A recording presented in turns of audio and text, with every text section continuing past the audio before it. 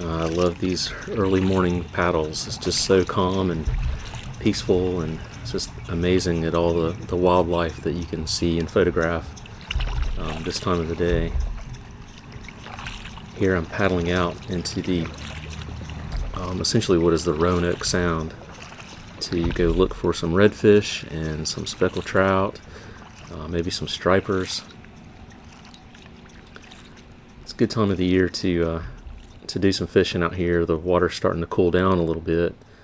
The fish are getting ready to make their transition back out into to deeper water. So this is kind of the last chance to catch them inshore like this.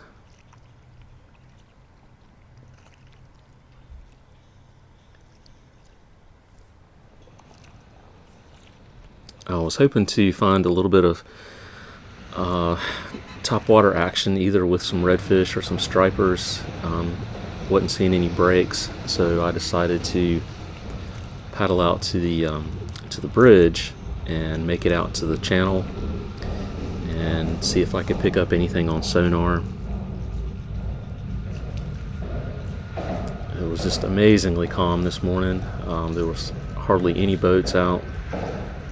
There wasn't a lot of surface action. I saw a few schools of bait fish here and there, but no stripers on top.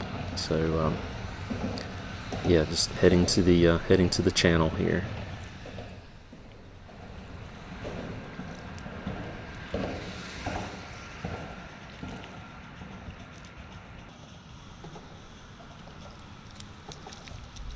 Picked up this one small bluefish. So that would be my bait for the morning here. I can usually make a couple of these guys last at least a half a day. So using that, I picked up the first redfish of the day here. It's the little guy. He's saying hey to you. So I decided to leave the channel. I worked the channel for a little while. Didn't really pick up anything there, and I headed back across the sound to go work some of the grass flats. Picked up a little red on the way.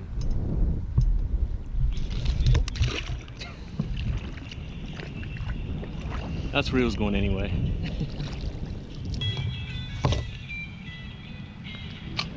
So the wind was starting to kick up here, and you just kind of have to work with it. You know, you just pick a side of an island that the wind is blowing parallel to, and you just kind of work a drift that way. Otherwise, you're just going to get blown out into the middle of the sound or directly into the grass.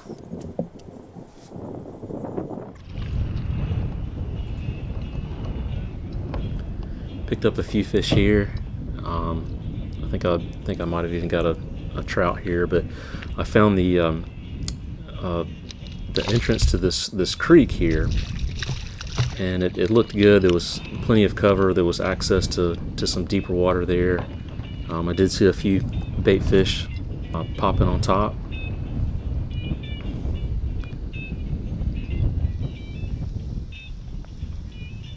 GoPro, take a photo. And as you'll see here, these guys were just stacked up in here thick. I was getting hits every single cast. There was a lot of little fish. I think there was probably some pinfish and maybe even some small blues in there. They kept stealing my bait, or they would cut my the tail of my swim bait off.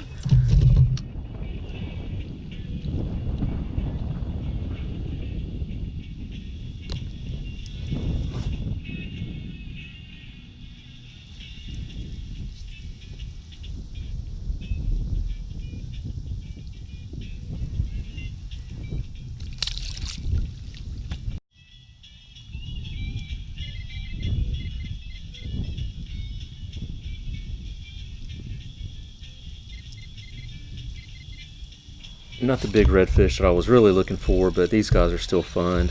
I don't have a chance to get out to the Outer Banks very often, so I was just kind of taking advantage of just a real short trip here and just kind of making the best of it. It's a little bit windy, but otherwise the temperatures were really nice. But all in all, just a good day of fishing. Here's a decent little redfish.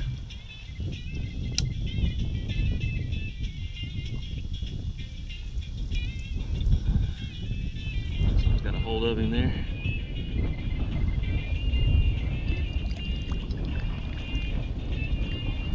I was mainly using just gulp, like the white swimming mullet. I think I tried like a new penny shrimp. Seems like they were really looking for the white swimming mullet. I would tip it with a little bluefish strip, and they couldn't resist it.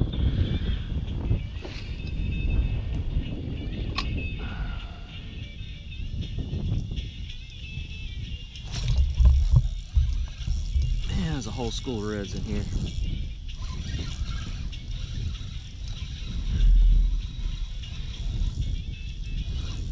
Every single one of them are 2 inches under the limit. He's a little better.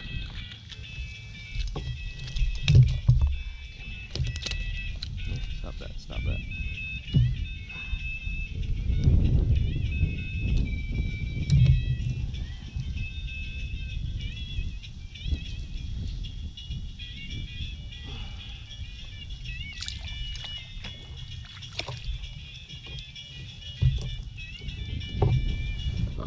This is why I like to carry my anchor pin on the front of the boat like this, because you can kind of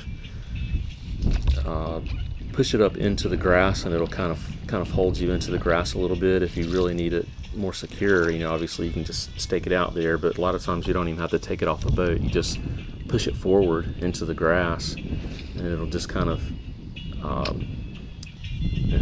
hang on to the grass there for you.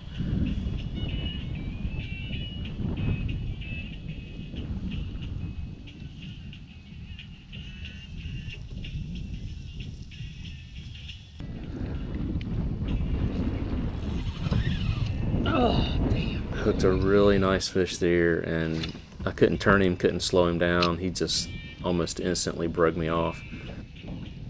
This little grassy point here, seems like there were fish on both sides of it. It seems like the left side had smaller fish that they were just kind of bait stealers. They kept wrecking me.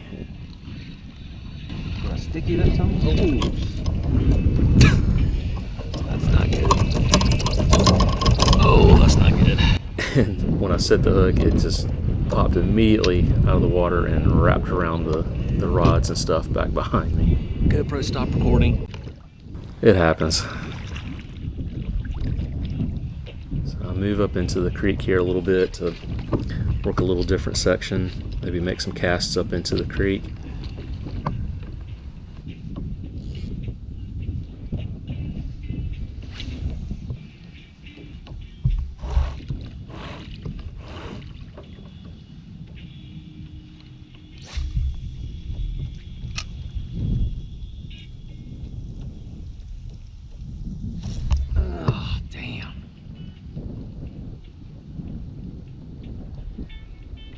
Felt like a good fish.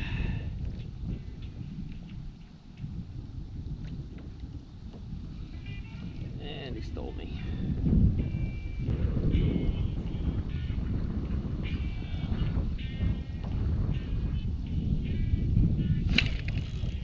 There he is. It's a little tricky finding some spots on this particular day. The wind kept shifting around, so I'd have to switch from one island to the other, try to find a leeward side. But eventually I'd find a relatively calm area, and I was able to make a few casts.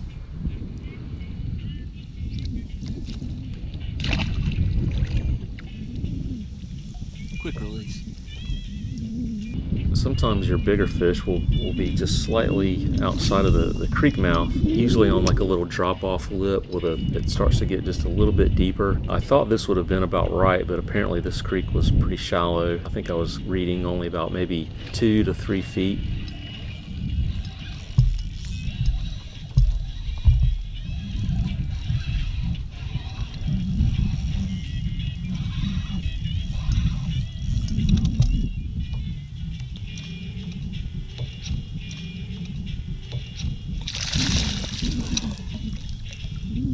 Here's a nice solid fish. I was happy to see this flounder. I had been fishing for flounder earlier and hadn't seen a whole lot of keeper-sized fish, And this guy was he looked really healthy. He was nice and thick. He was a solid fish.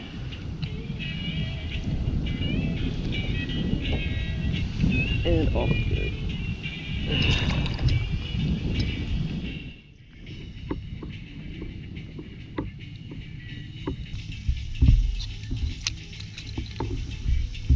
I don't think I've ever seen one with that many spots on it. That is trippy. That is trippy. So here I've moved into a little bit different area, but I decided to go back and work some of the creeks.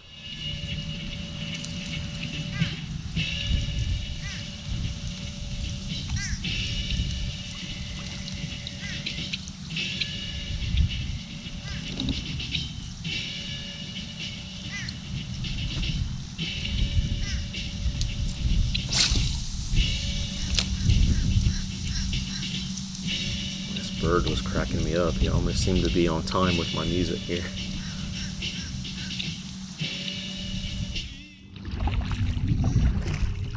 I have a little waterproof Bluetooth speaker that I carry on the front hatch of the boat there. That's that orange kind of rounded square looking thing on the front hatch there. And then I use a satellite uplink to run Sirius XM or play some of my music on my phone.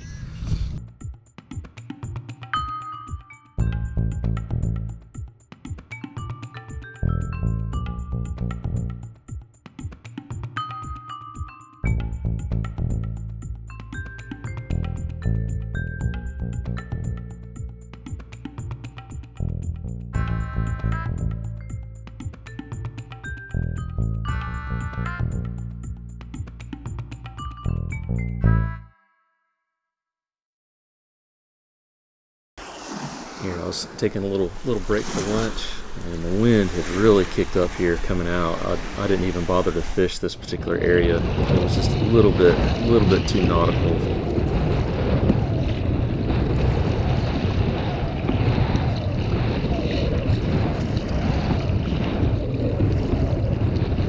This is one reason I love these Viking kayaks. That they're made for stuff like this. There's very little hull slap, and they cut through the wind really good. They have excellent glide, so even on a day when the wind's pushing pretty hard against you, and I was going directly into the wind here, you can still make headway.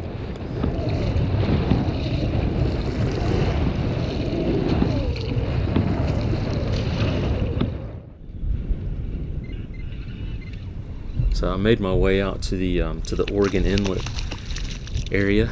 I was going to head out to the Oregon Inlet Bridge and see if I could find some stripers under there.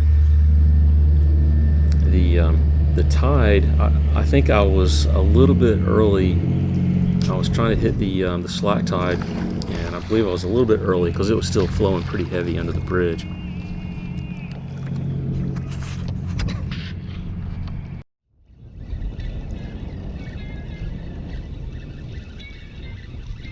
But I picked up a couple of really nice Virginia mullet on the way out there. Caught one decent Virginia mullet, and then I lost a really nice one there.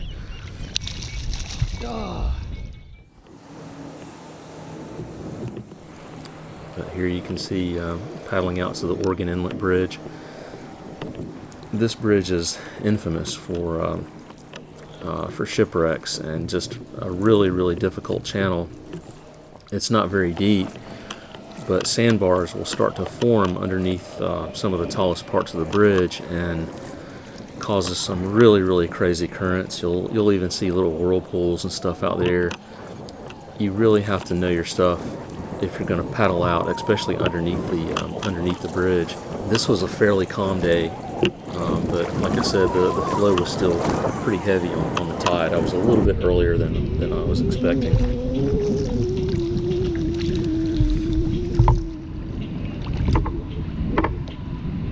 This will kind of give you an idea of what kind of current flows down through here, even on a calm day.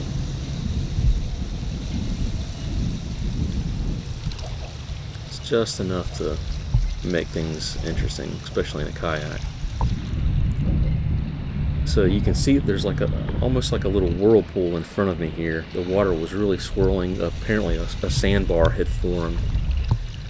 and the currents must have been really swirling under there, and either a fish hit me and got tangled up into the other line, or it snagged on something that had probably caught up around that sandbar. So I got both rods are just absolutely screaming right here, and so I had to immediately turn the kayak around, face it towards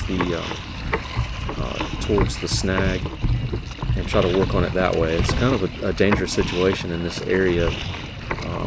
Again, I was glad to be in the Viking reload, because most other kayaks, this would have been a situation where you would have had potential to flip pretty easily. But as long as you point the bow of the kayak towards the snag, you can kind of work on it that way, even in a little bit of current. So that's what I'm trying to do here.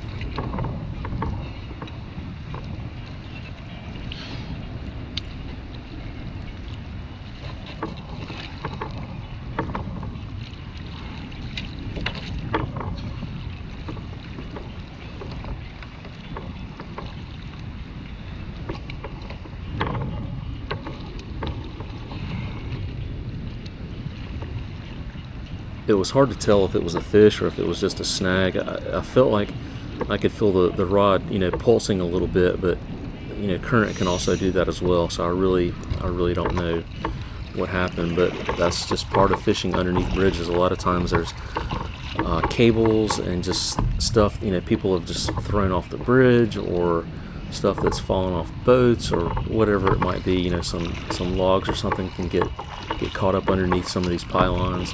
So you gotta be prepared for that. You're probably gonna lose a lot of lures and stuff. You just do what you can. This is why I prefer to fish topwater a lot of times in these areas. You always look for for blow-ups on the surface, and fish those, make those a priority first. And if there's nothing happening on top, then I'll throw on some jigs and start working some of these deeper holes around the pylons. A lot of times you can pick up sheep's head, black bass, an occasional grouper, or you never know what you're going to see out here. I was really hoping for some stripers today, but I just could not seem to locate the stripers.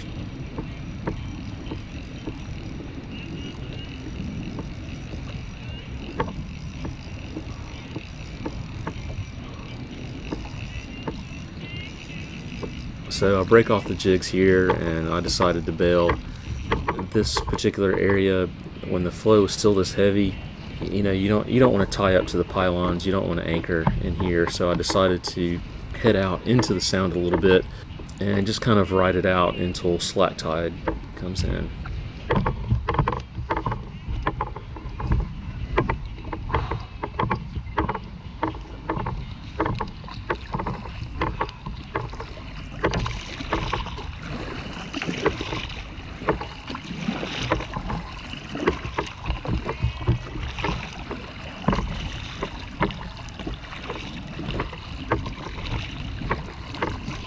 Here you can obviously see there's an underwater disturbance or obstruction right there. It's kind of making the water bulge up. There was almost a whirlpool forming at one area there.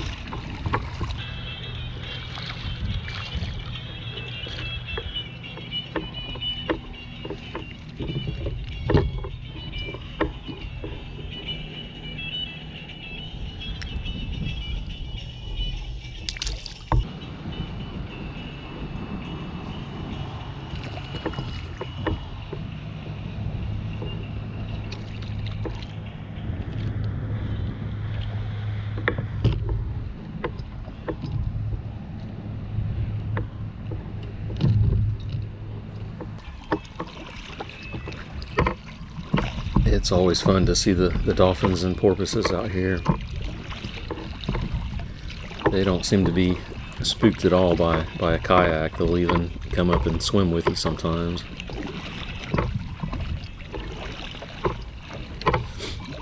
I always try to head over towards the dolphins and porpoises, because a lot of times there's going to be schools of bait fish around them, and where there's bait fish, there's going to be larger fish. So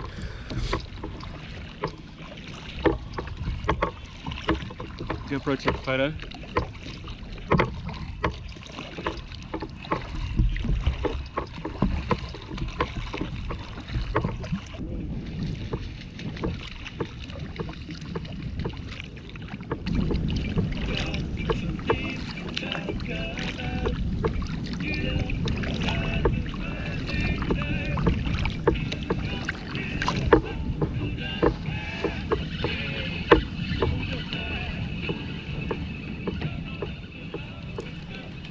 So here I've moved back into some of the grassy areas, kind of heading back in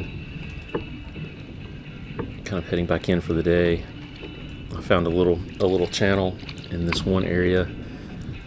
I was hoping it was a speckled trout, but no such luck. It was a little lizard fish.